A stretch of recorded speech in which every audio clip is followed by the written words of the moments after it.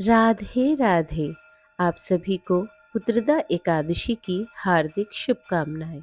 पुत्रदा एकादशी हिंदू धर्म में अत्यंत पवित्र और महत्वपूर्ण मानी जाती है। यह विशेष रूप से संतान प्राप्ति और परिवार की समृद्धि के लिए रखी जाती है।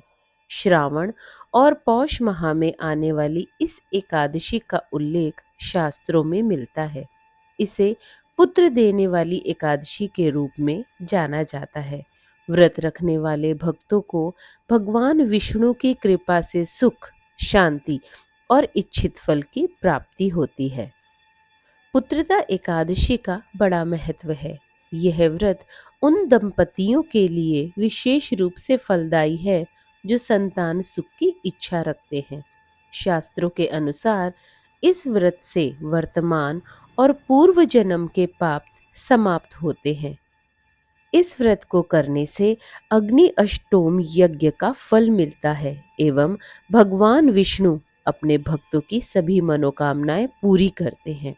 पुत्रदा एकादशी व्रत धर्म, पुण्य और मोक्ष प्रदान करने वाली है। यह व्रत परिवार में सुख, शांति और समृद्धि लाने वाली है। भगवान विष्णु की पूजा और उनके नाम का स्मरण आत्मा को शुद्ध करने वाला है। व्रत न केवल संतान प्राप्ति के लिए बल्कि संपूर्ण परिवार के कल्याण के लिए शुभ मानी जाती है। इसलिए पुत्रदा एकादशी का बहुत महत्व है। धार्मिक मान्यताओं के अनुसार इस एकादशी पर भगवान विष्णु की विधि विधान से पूजा अर्चना करने से संतान संबंधी परेशानियों से मुक्ति मिलती है और हर एक इच्छा की पूर्ति होती है। यह साल की सबसे पहली एकादशी है। इसे वैकुंठ एकादशी भी कहा जाता है। यह एकादशी सिर्फ संतान प्राप्ति के लिए ही नहीं बल्कि आपके संतान की रक्षा के लिए भी मानी गई है। इस एकादशी को करने से दीर्घायु संतान की प्राप्ति होती है और संतान के सभी प्रकार के कष्ट भी दूर होते हैं। आइए अब सुनते हैं पौष पुत्रदा एकादशी व्रत की कथा। भद्रावती नामक नगरी में सुकेतुमान नामक एक राजा राज्य करता था। उसकी पत्नी का नाम शैव्या था, लेकिन उनको कोई पुत्र नहीं था। राजा की पत्नी अपने राज्य को एक राजकुमार न दे पाने के कारण सदैव चिंतित रहती थी। वहीं दूसरी ओर राजा के पितृ भी रो रो कर पिंड लिया करते थे, क्योंकि उन्हें इस बात की परेशानी थी कि इसके बाद उनको कौन पिंड देगा। राजा भी हमेशा मायूस रहता था। उसके पास भाई, अपार धन, हाथी, घोड़े, राज्य और मंत्री, हर एक चीज होने के बाद उसे संतोष नहीं होता था। राजा सदैव यही विचार करता था कि मेरे मरने के बाद मुझे कौन पिंडदान करेगा। बिना पुत्र के पितरों और देवताओं का ऋण मैं कैसे चुका सकूंगा।